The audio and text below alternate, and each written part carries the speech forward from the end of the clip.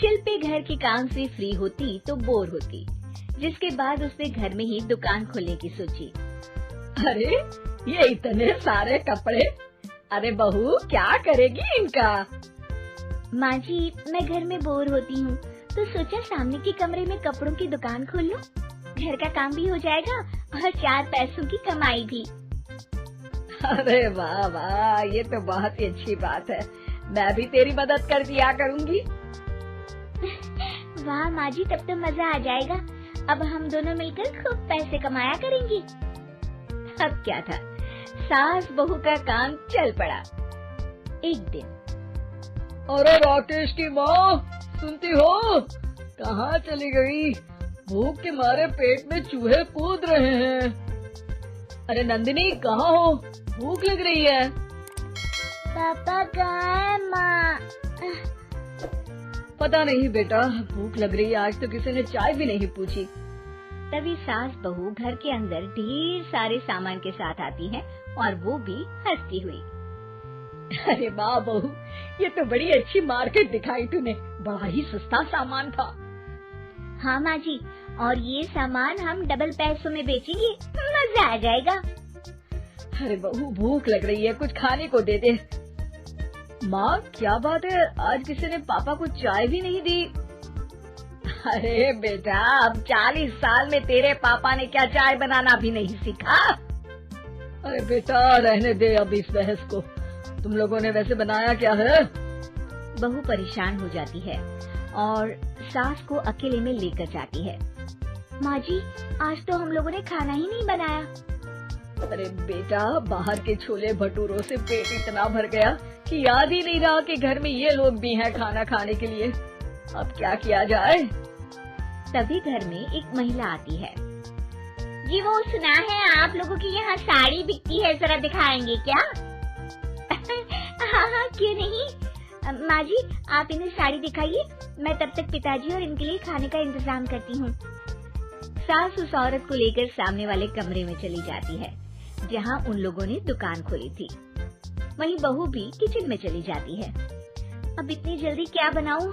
पापा जी तो खाने के लिए भी बैठ गए हैं। आइडिया, मैं खाना बाहर से ही ऑर्डर कर देती हूँ। थोड़ी देर में खाना आ जाता है और बहू टेबल पर खाना लगा देती है। हे भगवान, कितनी कड़वी दाल बनाई है बेटा। नहीं पिताजी, वो क्या बात है नंदिनी, रोटी तो चबाई ही नहीं जा रही है, लग रहा है रबड़ खा रहा हूँ। एक तो इतने महंगे होटल से खाना मंगवाया और वो भी इन लोगों को पसंद नहीं आया। तभी सास नोट गिनती हुई बाहर आती है। वाह माँ जी, बड़ी कमाई हुई लगती है। हाँ, मैंने वो 2000 वाली साड़ी 3000 में बेच दी। अरे वाह माँ जी। दोनों सास बहू बहुत खुश हो जाती हैं। मेरे पेट में ना बेटा जोर का दर्द हो रहा है। अरे माँ, क्या हुआ? पेट में दर्द?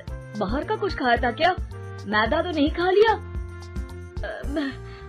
मैंने छोले भटूरे खाए थे। माँ क्यों खाए? आपको तो पता है कि आपको मैदा सूट नहीं करता। चलिए माँ को डॉक्टर के पास ले जाते हैं। तभी अंदर से पापा की आवाज आती है। हे भगवान, मेरा तो पेट खराब हो गया। सब पिताजी के पास जाते हैं। पिताजी, आपको क्या हुआ? खाना बासी था शायद।